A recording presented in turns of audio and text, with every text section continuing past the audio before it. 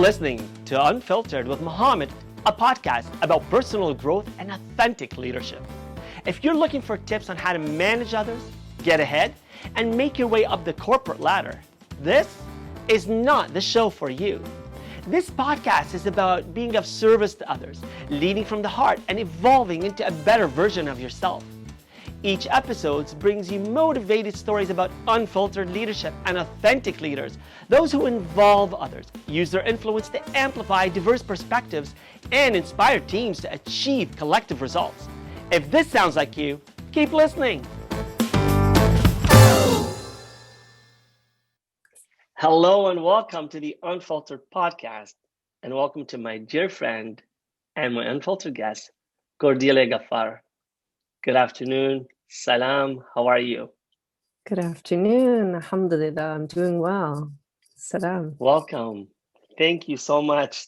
We've had many conversations, you and I, and this conversation as a guest on my podcast is long overdue. So we are today, it's April Fools. It's the 1st of Nisan, the 1st of April, and spring is in full way, although Mother Nature decided to play a joke on us here. You're in Chicago, I'm in London, Ontario, and we both had a bit of snow. So, this is Mother Nature amid COVID saying to us, April Fools, you thought that winter was gone, but it isn't. So, there are things that you control and there are things that you don't control. The weather isn't one thing that, we control, but we get to choose how we respond to, snow or rain or sunshine. And I chose today to embrace the fact that it's saying goodbye to a short winter, but a cold winter. And a difficult time because, as you and I know, we're in the midst of COVID here in London, Ontario. And in Ontario, in the province of Ontario, we've gone into our third wave and into another lockdown. So this weighs heavily on many people, on people's well-being. And by the time that, I drop this podcast, hopefully we'll be in a better place. And, we can be talking about nicer weather and maybe less cases of COVID and more people being vaccinated and, just feeling the love. And that's going to be the subject of our talk today. Is we're going to talk about love. We're going to talk about your new book, Cordelia, and Detached Love. So this is a little different than my usual interviews where I talk about leadership. But for those who have been following and listening to the Unfiltered podcast, they know that the sort of leadership that I embrace is one that is full of love. It's about people who involve others when they're making decisions, use their influence to amplify voices that have been silenced and lifting others through their influence, and then inspiring others to become better versions of themselves. And we know that love is the key that can do that. And I want to ask you to introduce yourself to my listeners. Who is Cordelia and why love? And this is your first book, if I'm not mistaken. This is actually my 7th book. Your 7th? Oh, wow. I didn't do all my homework today. That's okay. So it's the first book that we get to talk about. It's the first book that you get to read. There you go. So it's my first book of Cordelia's journey. We're going to get into that. But tell us about who you are. Tell us about your other 6 books, what inspired them, and then what inspires you to do what you do. I love that question. I love all the questions. So, I'm a person who really feels that our journey as human beings is to welcome our humanity. And for me, I do that mostly through reflecting and writing. So I would say I identify first and foremost as an author.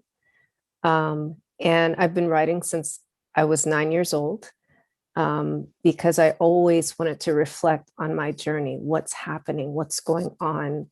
And I needed to filter and process my thought process before talking to someone, like even my mom and dad back then. And through this self-discovery journey. I've had different iterations over the decades, right? Um, and so I would say after an author, I'm a mother. And I have 6 amazing, beautiful teachers. And they, because of them, I embarked 6 years ago upon becoming an entrepreneur. And in that journey, I have, I feel like I've captivated the core of what it is to really help humans to be more courageous and to be leaders of their own journey. And so now I've and I talk about this a lot in my most recent book, Detached Love, my process that has been evolving over these decades that I call Replenish Me, so that you can really look at your difficult emotions, your dark areas, your shadows, and welcome them. Use that as your fuel, use that as your source of love, and use that to be a courageous leader. And, along the way, I won a couple of awards, one for my podcast in London, but in the one in the UK. What? There's another London? I know, right? Yeah. Oh, they got the Queen too. I forgot. Yeah, that. Oh, her. And, and top influencer and sexy, brilliant leader and all that stuff, and best-selling author. So some of the other books, 3 books I wrote were co-author collaborations. In 2018, it was Unlearning, the Art of Unlearning. I did a chapter in that book. In 2019, it was America's Leading Ladies, and I did a chapter in that book. That book also, it was America's Leading Ladies, so we had to have like Oprah Winfrey and Melinda Gates, and there was actually Tina Tatrian. I always botch her name, but she's like an award-winning financial advisor in Canada. She's from Montreal, actually. So there's another Canadian in there. Her name escapes me as well, but I mean, just really high-level leaders. In 2020, I did a chapter in One Habit for Success, and then the other 4 books are my own books, right? So Workout Around My Day, The Only Health Guide That Moms Need, Ramadan Food Hacks, which is Ramadan's coming up, and the guide, How to Get Started with Workout Around My Day, and then this book. So, the funny thing about my evolution of my own personal books is, in the beginning, it was all about the exterior of taking care of yourself through fitness and nutrition, and 1 chapter on self-nurturing. And now this book is all about self-nurturing with 1 chapter, Detached Love, with 1 chapter that covers the nutrition and fitness. And, for me, that just speaks to my most recent evolution in this decade, where I'm finally embracing that, part of my choice 2 decades ago to become Muslim, part of that transformation, transforming my heart to transform my mind, has been through the Unani Tib practice, which is Islamic medicine. So that's the short version of who I am. I love it. Every time I engage in a conversation with you, every time I have the pleasure of listening to your voice, I'm calmed, and it's so serene. And I feel that I can just relax, and it's musical. It really is. You have a musical tone and the timbre of your voice, and and this is coming from somebody who's got so much energy all the time, and I'm all over the place, right? So you help my heart beat more naturally. And I think again, I didn't have the honor of reading the other books, but as I was getting through this book, it really does come through how grounding your personality and your experiences are. And that's so important, and it shows. And, I talk often about, are we role models? Are we role modeling behavior, or are we role playing behavior, right? And so, without a doubt, you come across as somebody who role models behavior. And what I really appreciated about how you introduce yourself. So I always introduce myself as a father and a husband, and right, that's how I identify myself, or being a Muslim. What I loved about your introduction, identifying yourself before a mother, and a mother, 6 children, by the way, no easy task. 6 children you've homeschooled for 17 years, no easy task. Adult children, young children, and we know how difficult it is to raise children today. And you live in a bigger city, the third biggest in the United States, in Chicago, so no easier. You're a mother to Black children, right? Again, Multicultural children, actually, because right, their dad's from Bangladesh. So fair enough, but colored, if I may say, right? So children who aren't white, so right, and you're a visible minority, and right, so you've got all these what others could perceive as challenges, and yet none of that came through. And what I loved, before you said you're a mother, before you said I'm an entrepreneur, because these days the whole talk of hustle, which I don't get in your voice, thank you, because the word hustle itself just makes me tired. And I respect people who want to hustle.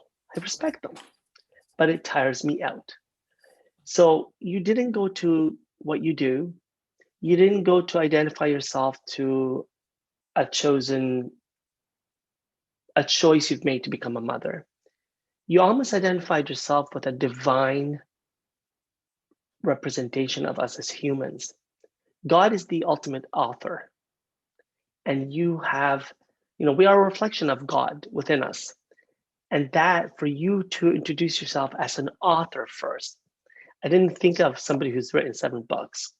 I thought of someone who is writing her life, someone who is in control of her life, someone who is the author and the decision maker in her life. And I know how important that is. And, with your permission, I want to go there today, because I know that you're also going through changes in your life. And how we embrace those changes that we don't control is really important. So thank you for sharing that, and thank you for taking me to that serene place, and thank you for being so authentically empowering to women by describing yourself as someone who is an author, because I think every woman today needs to self-identify, without me needing to tell women to do this, but I hope my sisters will identify themselves as authors. And I don't mean people who write books, but people who are in control of their lives and their own destinies, and don't need permission, don't need to seek it, but women who are empowered to be women, to be equal and have equitable opportunities, because that's the way that's the society we need to live in. And so, talking about society and talking about who we are and that level of self-knowing, something that I came across early in your book is what you describe as the geography of our emotions. Like I said, when you talk, you situate me in a certain place. And when you talked about geography of emotions, that really resonated with me. You can see where I'm going with this, right? You do take me physically, emotionally, and mentally to a certain place. What do you mean when you say geography of emotions? That's such an interesting question, because I would have answered it differently when I first started writing the book, like 3-4 years ago, because my original intention was, I had been doing workshops with women from different demographics, different ages, and everything. And so I noticed, when I work with a certain demographic, when I asked them, let's move into our bodies, and where do you feel the most tension or resistance? Some would say shoulders, some would say hips, some would say stomach. And I noticed consistently that women of color, right, whether they were Muslim or not, or whether they were old or young, always had tension in their stomach. And that particular area is the area of fear, anger, passion, right? And so, and of course, throughout the workshops that I have, these were Replenish Me workshops, right? They had a different name. I don't remember what the original name was, but the whole purpose was to release stuff that had been just imprisoned in your body, right?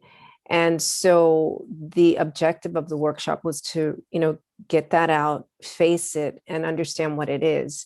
So when I ended up, completing the book, this in 2020, Geography of Emotions became something else, which was, yes, I'm telling you about the different energy centers, but at the same time, just recognizing where your emotions land at different, when different situations happen.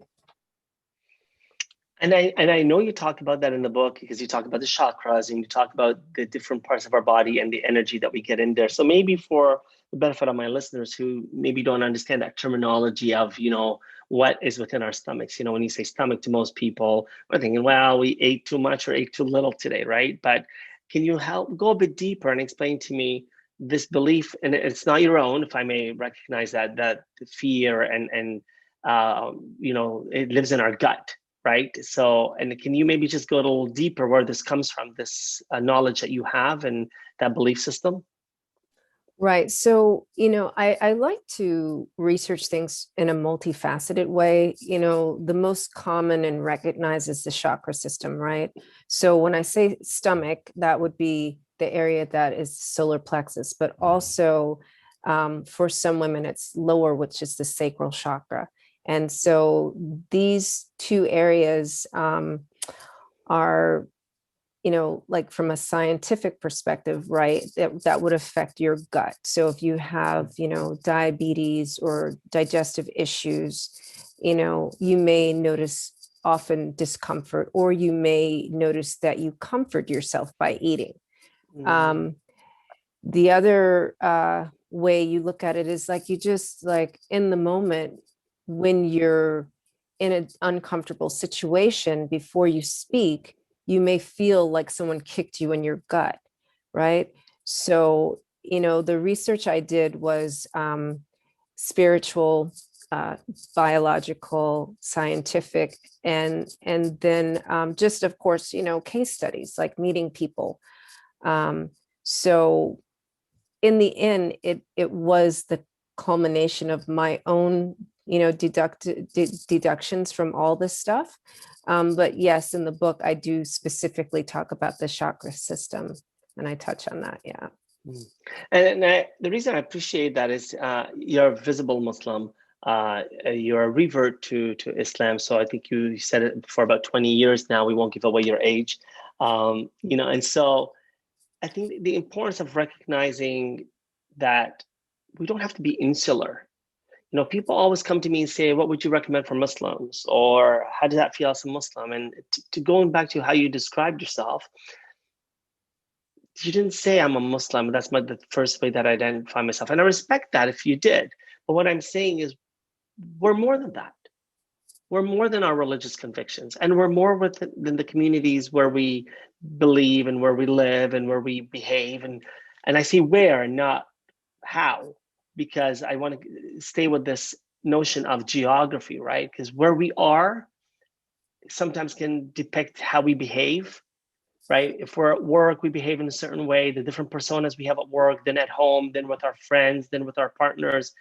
And now this geography of what we're feeling, depending on the chakras and the different parts of our bodies and what we're thinking with and where we feel pain or joy, right? And where decision making is made, or where we penalize ourselves. Because, when you're talking about, we may feel like we're getting a kick in our stomach, but you also talked about how we might overeat, right? And so it's amazing when you start to put those things together to realize the impact. And no doubt this, I think, has to do with what you've done before with Replenish Me. It is that detoxification of what can be painful and hurtful. And how we replenish ourselves with cleanliness and cleanse ourselves with new thoughts and new versions of ourselves. And it's an alchemy of becoming. And when I think how you bring that into your discussion and into the serenity of your voice and your teachings, it's convincing. So, I talk about authenticity as leaders, as human beings. When we can role model behavior and people can see that in our values, I don't have to ask you to prove yourself that you're a person of integrity, because it comes across to me in the way that you behave, right? And I think that's important, because when we start thinking about creating that peace within ourselves, we can't ask others to embrace us and to accept us and love us if we haven't done that for ourselves. So the notion of self-help here and replenish, can you tell me how that aligns with self-care? Yeah, absolutely. I firmly believe that it starts with the words that we choose. You're talking a lot about my voice. And one of the things that I do in my workshops, and it confuses people, right? I'm just going to a little bit tangent here, because they're like, oh, it's a dance class. Oh, but you're a mindset coach or an emotions coach, or what kind of coach are you? You're Muslim, you dance? And there's that. Right. Right. And you're Muslim, you dance, right? Oh. So, but on a vibrational level, right? When you use your voice to declare what it is that you want to create in your world and your life, right? So for me, I was at a point in my life where I was existing on vapors, and when I started writing this book. And so I was like, what can I declare and speak into existence in my life so that I can really embody self-nurturing? And so Replenish Me is what came up. And it was, for many years, the name of my podcast. And once I got to a point where I felt that, okay, now I feel full, right? I'm no longer existing on vapors. In that process, I had made a decision to just treat people that were not, who were mistreating me, with unconditional love, so I could detach from their choice and their choice of behavior, and just love, but not in a way that was punitive to me, right? So that created a gap, which allowed me to replenish. And once I was full, then I renamed my podcast and I renamed my declaration Free to Be. I love that. And indeed, you have become liberated, in that I know you have come out of not very positive relationship. I can go there with your permission. Yeah, I'm not really sure when you're going to publish this. And I really welcome the opportunity for you to be the person that I have this conversation with, where, I do disclose that during, the course of completing writing my book, my marriage ended, and I feel complete, in that relationship. And I know that for the benefit of many Muslim women who listen to this, sometimes they feel shame around divorce. And I would like to invite them to consider that, first of all, it's halal, right? There's like a whole chapter in the Quran about it. And second of all, there are seasons in our life, right? And there are people that have reasons to be there. And sometimes when the seasons end, it just is what it is. And I am so grateful for my marriage, because I have my 6 beautiful children, and the many lessons that I learned during, just being married to him. He was a great teacher. He helped me to explore myself so deeply. And I think I told you, like, the beginning of my life, I had this practice of self-discovery. But I mean, when you're married, you have to figure out, who you are really, when you're parenting, and when you're parenting with somebody else whose world philosophy is polar opposite, you have a choice between choosing to validate and justify the way you think or be firm in the way you think. And so that was, the benefit of being married to him for so many years. And I'm really super grateful for that. Well, I'm grateful in that you've allowed me to go there, because I would be remiss not to share the power that you bring to the conversation. And I dare say, not just for a Muslim woman, because I think the shaming and the lack of confidence and the inability to feel complete befalls many people. I see some men, but I would look to your point. I think it happens more to women. Women seem to get the short end of the stick, I think, in a lot of the situations. And yes, in our, unfortunately, in certain cultures where we may be, I'm going to put it out there. Unfortunately, in some Islamic cultures, and I say Islamic cultures, not Islamic religion, but in cultures where Islam is practiced, yes, that feeling of the shamefulness that I'm incomplete, I'm not attached to a man, that happens often. And I think it happens in Western society, but maybe less so because the conversations have shifted differently. So I would have been remiss not to go there and help you, allow you to share with the listener, because there's such a message of empowerment when you can say, I have detached love. People tend to think, now that something is over, I have hate, I have anger, I have misery. I don't want to talk to this person. It is a chapter I choose not to recognize, or I don't even choose it because I'm victimized in some way. And yet you're empowered to say, for me, I choose to recognize the strength and the opportunity he brought into my life, besides 6 beautiful children, but the opportunity for you to evolve into who you became. And then when you walk away, to choose to still express love, because we know when we don't show love and we don't act out of kindness and we're acting out of spite and hatred and anger and rancor, who does that hurt? Yourself. If our goal is yourself. So, I mean, I hope that we never come from a place where we're aiming to hurt others, but we lash out sometimes, whether through words or through actions, because our intention is to hurt the people who've hurt us. And yet you're making a choice to say, I choose to have love for you now as a brother in faith, and not necessarily as my husband, or but you are still the father of my children. And that level of respect and affiliation to recognize that there's still a relationship, you choose to keep it a healthy relationship, in spite of sometimes just wanting to feel human and thinking there's a lot of crap going on, right? But it empowers you.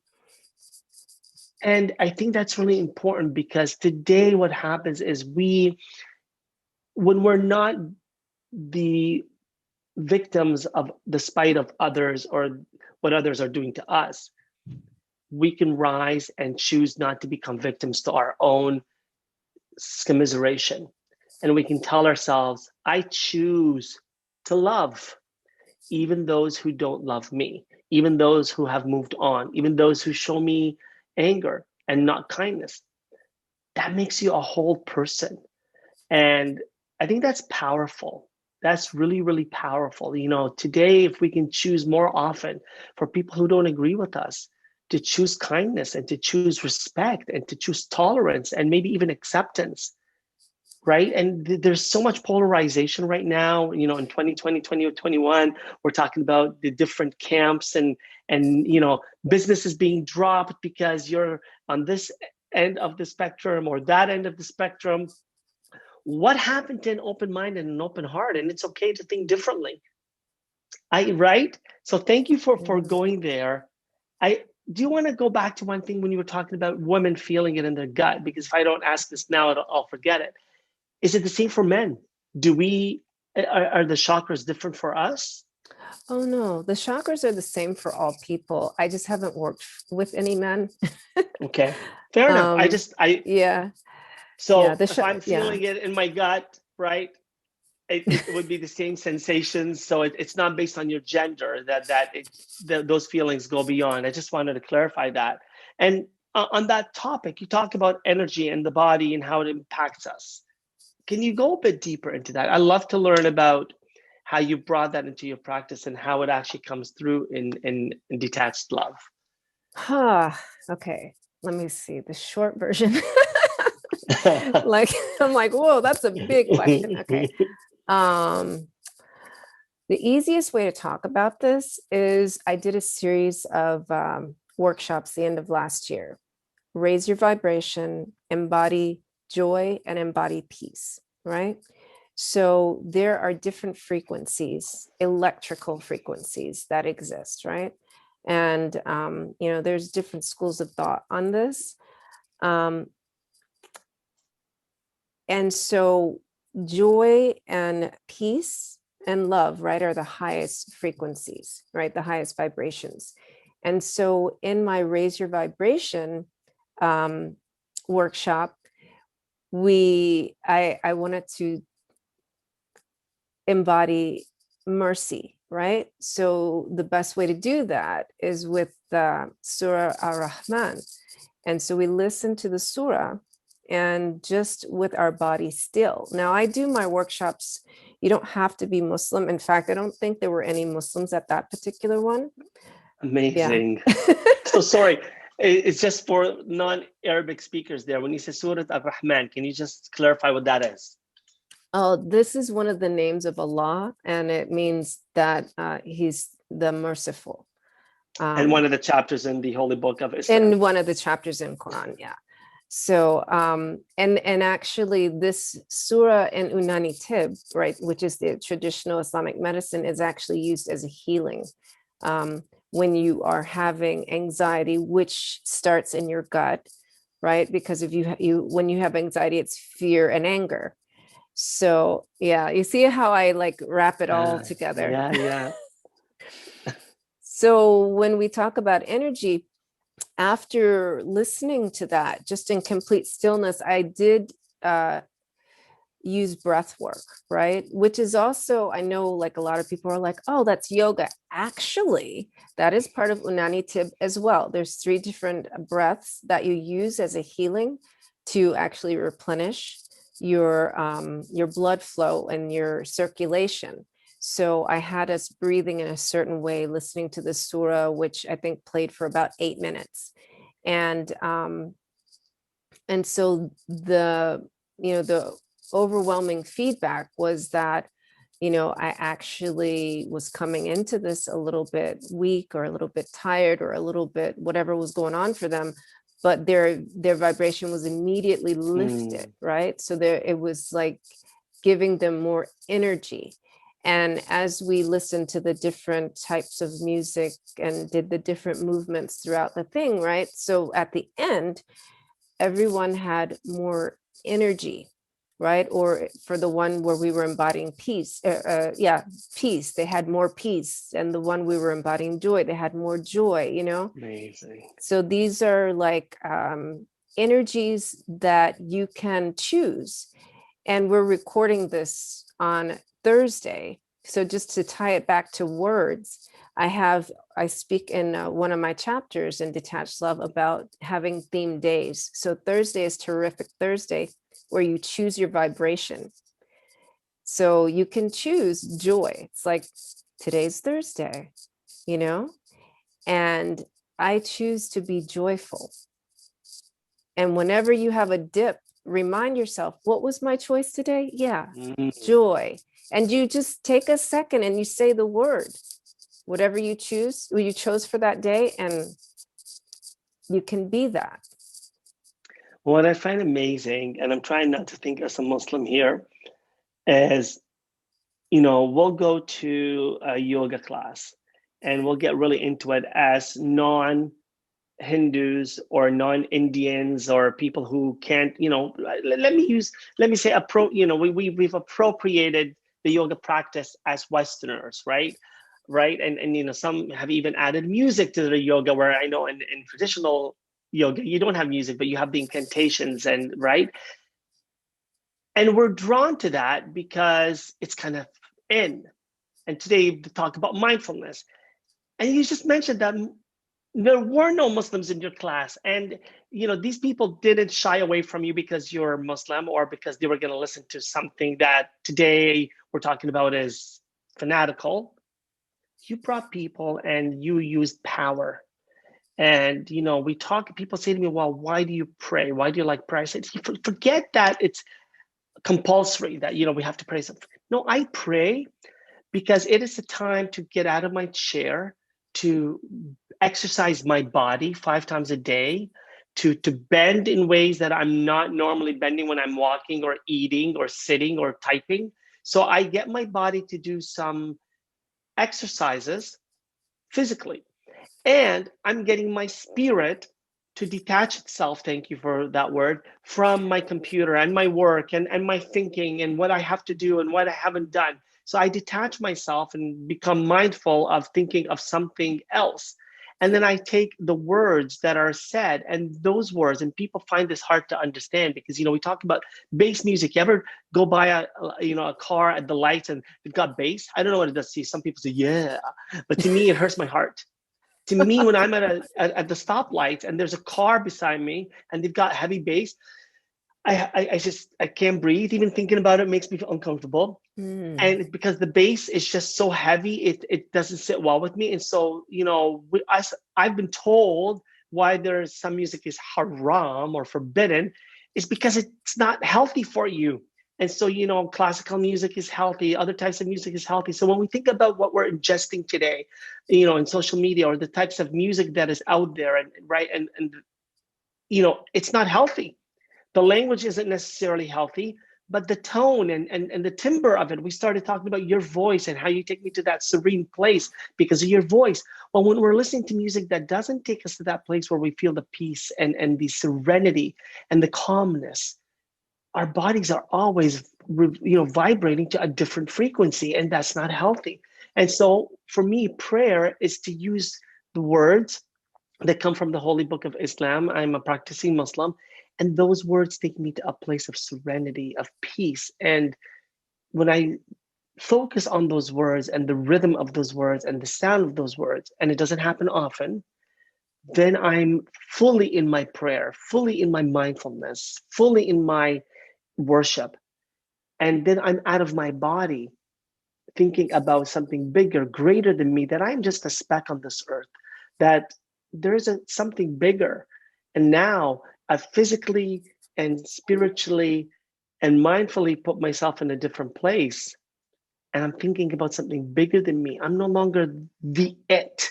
Life isn't all about me.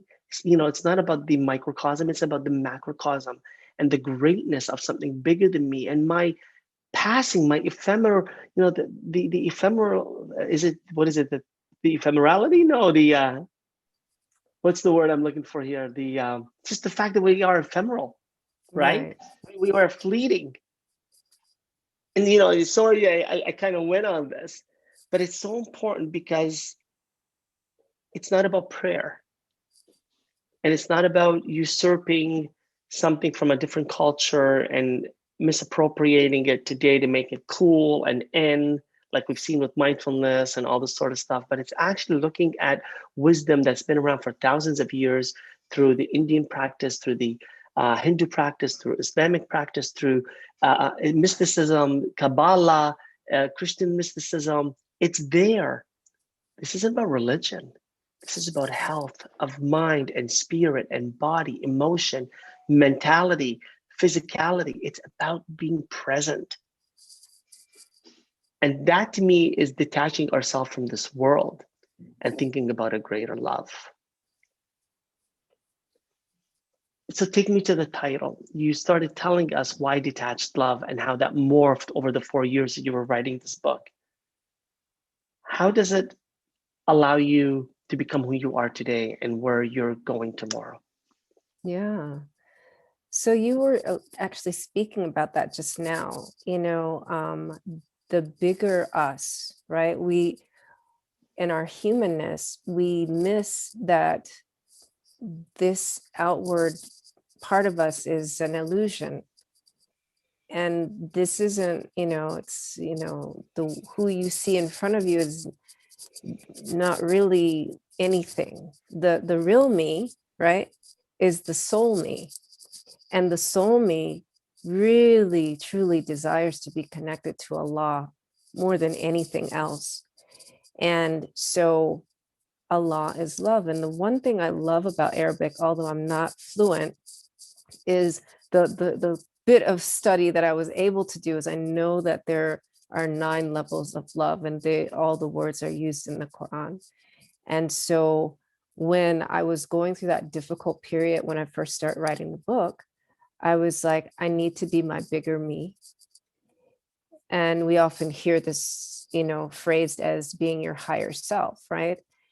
And the only way to do that would be to just connect with divine love, right? So it's like wanting to be with Allah, but not for the purpose of suicide, to be clear, right? But for the purpose of, in my humanness, loving people that choose to not love me, right, the way I deserve, or be respectful with me just unconditionally.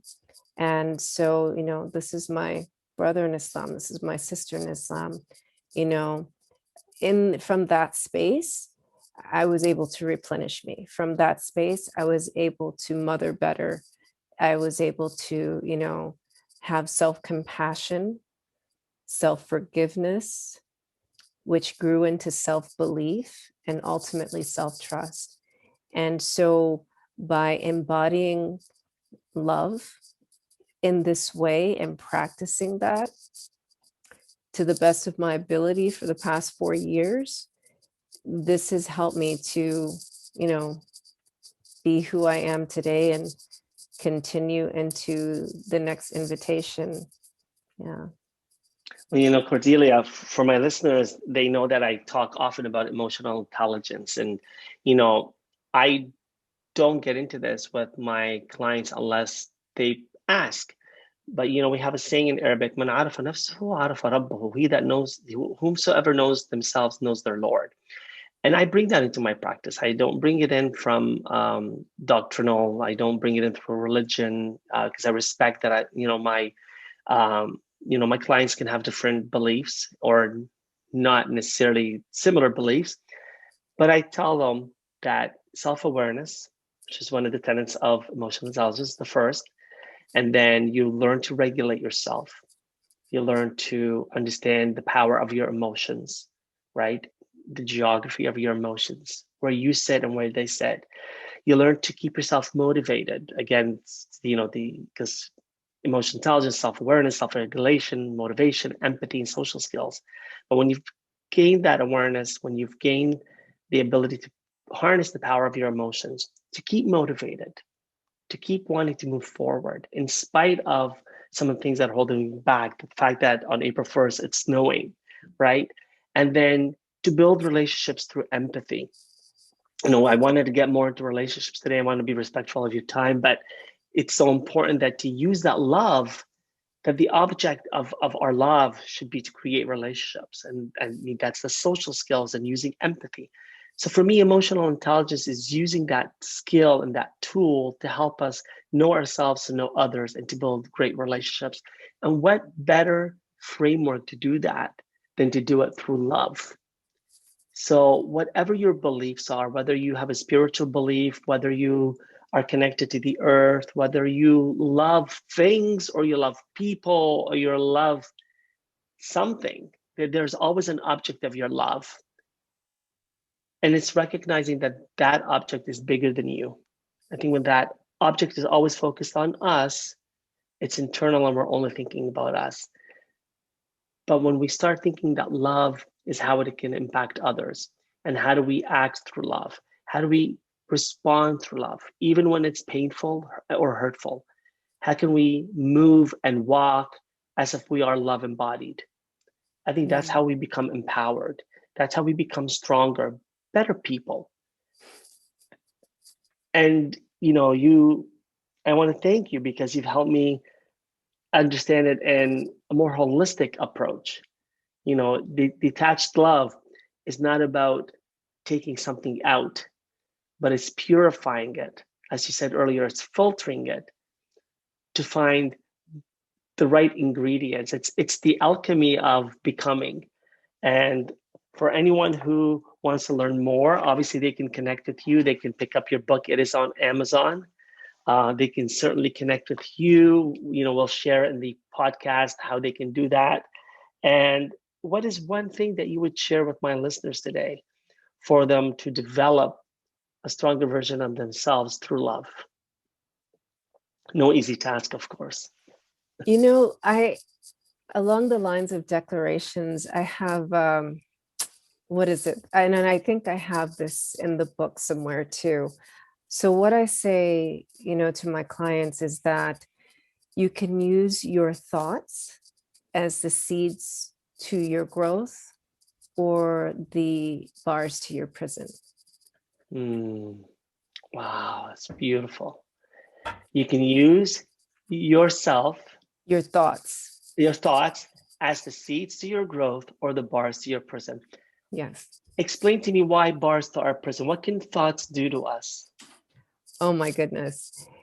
You can take those thoughts and make them really like words of shame and fear. You can, take those thoughts and make them into a fiery hell of anger, right? And it is a hellish place to live. That's one of the workshops I did too, was release your rage. A lot of women have anger, but that's not, what is it? That's not polite, and that's not a feminine thing. You're not supposed to be angry. And then, there's the layers for Black women, right? You can't be the angry Black woman. Michelle Obama dealt with that accusation, right? And so and then we know in Islam, right, we're always told in khutbah, right, in the Friday sermon, don't be angry, but, anger actually in tasawwuf is all about, it's recognizing that there's something that needs to be said. There is a wisdom behind that. And so when you realize that you really care about something so much, you can allow yourself to ground yourself, right? This is the time when, walk away, be in nature, understand what it is that's happening, filter out those thoughts, and don't just stew and let that become a prison. Allow the anger to flow through for the words of wisdom to surface. Don't stuff it down, right? So that's how it can become the seeds to your growth, because now you're like, okay, so actually it really means a lot to me to speak my truth. And the less I do that, the more I feel disconnected and disengaged from this person or from the situation. And so it's so very important for me to speak my truth, right? And what's the worst thing that could happen? The person's going to disagree with you and they're going to say, nope. And that's okay. Because that's the information you need, right? It's a data collecting situation. Information cannot hurt you. It can only help you. Oh, good. Now I know that this person, what's my truth is a hard no for that person. Right. Thank you for letting me know, because now I can save myself the next 20 years, That transparency is powerful, right? When we don't know it, we put ourselves in the cage of our inner voice. And then to your point, it's not just the inner thoughts, but they translate into, actions that can be very disruptive, and choices and anger. And if we live through anger all the time, it can be disruptive. It can be hurtful. And that's not physically, emotionally, mentally.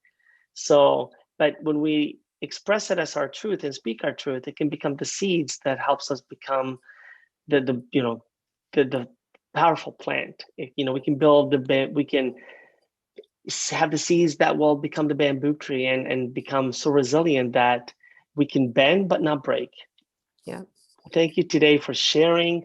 I could have another hour talking about your book and who you are and what you do, but I encourage my listeners to reach out to you to learn more about what you do and to read your book and to just know that through love, there's always a better way to being.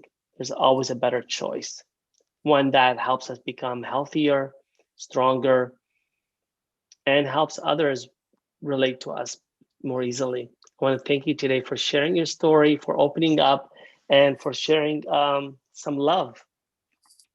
Thank you, Muhammad. I'm so grateful to you. And the book is also available on my website, which is my name, CordeliaGaffar.com. And I'll make sure to add that when we release this, drop the podcast, we'll make sure people know where to get it. Thank you. Thank you. All the best to you. Assalamu alaikum. Wa alaikum salam rahmatullah. Thank you for listening to Unfiltered, the show about authentic leadership and personal growth. Like what you heard? Click subscribe, share it, and tell a friend about it. And don't forget to leave a rating.